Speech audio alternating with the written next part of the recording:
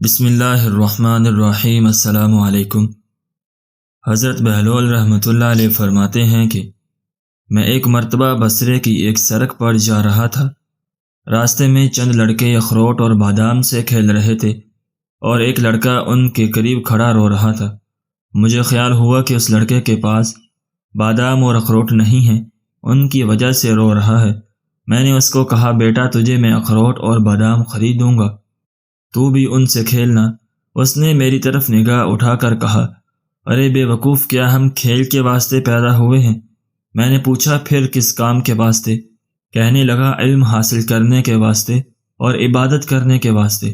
میں نے کہا، اللہ جل شانہ آپ کی عمر میں برکت کرے، تو نے یہ بات کہاں سے معلوم کی؟ کہنے لگا، حق تعالی شانہ کا ارشاد ہے، کیا تمہارا یہ گمان ہے کہ ہم نے تم کو یوں ہی بیکار پیدا کیا ہے اور ہمارے پاس نہیں لوٹائے جاؤ گے؟ میں نے کہا، بیٹا تو بڑا حکیم معلوم ہوتا ہے، مجھے کچھ نصیحت کر۔ اس نے 4 شعر پڑھے جن کا ترجمہ یہ ہے کہ میں دیکھ رہا ہوں کہ دنیا ہر وقت چلا جاؤ میں ہے، آج یہ گیا کل وہ گیا۔ دنیا ہر وقت چلنے کے لیے دامن اٹھائے قدم اور پنڈلی پر دوڑنے کے لیے تیار رہتی ہے، بس نہ تو دنیا کسی زندہ کے لیے باقی رہتی ہے، نہ کوئی زندہ دنیا کے لیے باقی رہتا ہے۔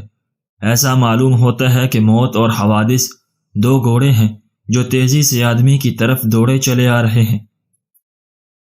پس او بے وقوف جو دنیا کے ساتھ دھوکے میں پڑا ہوا ہے، ذرا غور کر اور دنیا سے اپنے لیے کوئی آخرت میں کام آنے والی اعتماد کی چیز لے لے۔ یہ شعر پڑھ کر اس لڑکے نے آسمان کی طرف منہ کیا اور دونوں ہاتھ اٹھائے اور آنسوں کی لڑی اس کے رخساروں پر جاری تھی، اور یہ شعر پڑھے جن کا ترجمہ یہ ہے، اے وہ پاک ذات کہ اسی کی طرف عاجزی کی جاتی ہے اور اسی پر اعتماد کیا جاتا ہے۔ اے وہ پاک ذات کہ جب اس سے کوئی امید باندھ لے تو وہ نامراد نہیں ہو سکتا، اس کی امید ضرور پوری ہوتی ہے۔ یہ شعر پڑھ کر وہ بے ہوش ہو کر گر گیا۔ میں نے جلدی سے اس کا سر اٹھا کر اپنی گود میں رکھ لیا اور اپنی آستین سے اس کے منہ پر جو مٹی وغیرہ لگ گئی تھی پونچھنے لگا۔ جب اس کو ہوش آیا تو میں نے کہا، ابھی سے تمہیں اتنا خوف کیوں ہو گیا؟ ابھی تو تم بچے ہو، ابھی تمہارے نامہ اعمال میں کوئی گناہ بھی نہیں لکھا جائے گا۔ کہنے لگا، بہلول ہٹ جاؤ۔ میں نے اپنی والدہ کو ہمیشہ دیکھا، جب وہ آگ جلانا شروع کرتی ہے تو پہلے چھوٹی چھوٹی لکڑیاں ہی چولہے میں رکھتی ہے، اس کے بعد بڑی لکڑیاں رکھتی ہے۔ مجھے یہ ڈر ہے کہ کہیں جہنم کی آگ میں چھوٹی لکڑیوں کی جگہ میں نہ رکھ دیا جاؤں۔ میں نے کہا، صاحبزادے بڑے حکیم معلوم ہوتے ہو، مجھے کوئی مختصر سی نصیحت کرو۔ اس نے اس پر 14 شعر پڑھے جن کا ترجمہ یہ ہے، میں غفلت میں پڑا رہا اور موت کو ہانکنے والا میرے پیچھے پیچھے موت کو ہانکے چلا آ رہا ہے۔ اگر میں آج نہ گیا تو کل ضرور چلا جاؤں گا۔ میں نے اپنے بدن کو اچھے اور نرم لباس سے آراستہ کیا، حالانکہ میرے بدن کے لیے قبر میں جا کر گلنے اور سڑنے کے علاوہ چارہ کار نہیں۔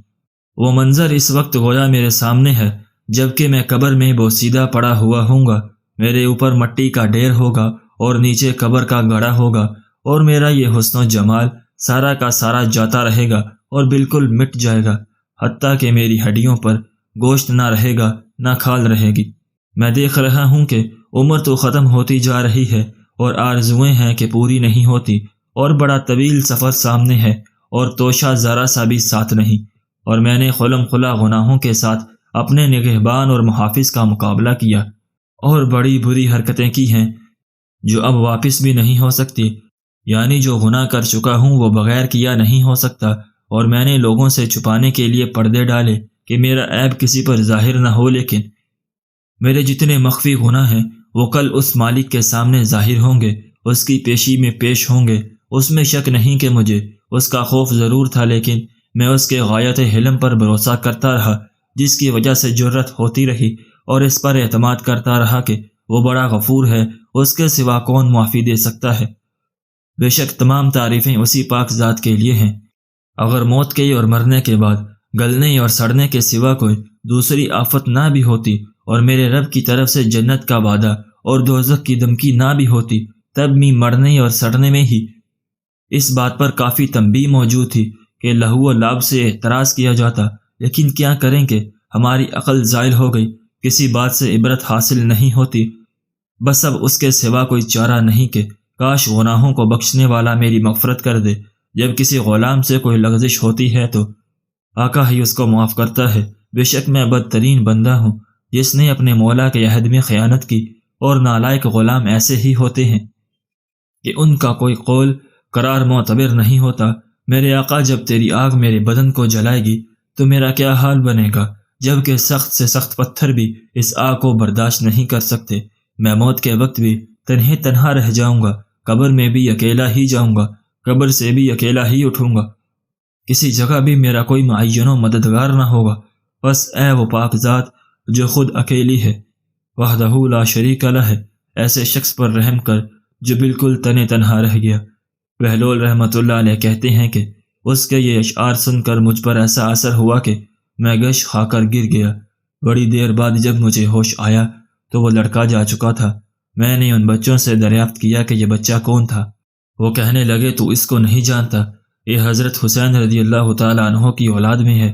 میں نے کہا مجھے خود ہی حیرت ہو رہی تھی کہ یہ پھل کس درخت کا ہے۔ واقعی یہ پھل اسی درخت کا ہو سکتا تھا۔ حق تعالی شانہ ہمیں اس خاندان کی برکتوں سے متنفع فرمائے، آمین۔ بے شک اس واقعہ کی ایک ایک نصیحت میرے اور آپ کے لیے مشعل راہ ہے، چنانچہ ان قیمتی نصیحتوں کو ہمیں اپنی زندگی کا حصہ بنا لینا چاہیے۔ اللہ تعالی ہم سب کو عمل کرنے کی توفیق عطا فرمائے، آمین یا رب العالمین۔ دوستو، اگر آپ کو آج کی ہماری یہ ویڈیو پسند آئی ہو تو ہماری ویڈیو کو لائک کریں اور اپنے دوستوں کے ساتھ شیئر بھی ضرور کریں، اور اگر آپ نے ابھی تک ہمارا چینل سبسکرائب نہیں کیا تو ہمارے چینل کو بھی سبسکرائب کر لیں۔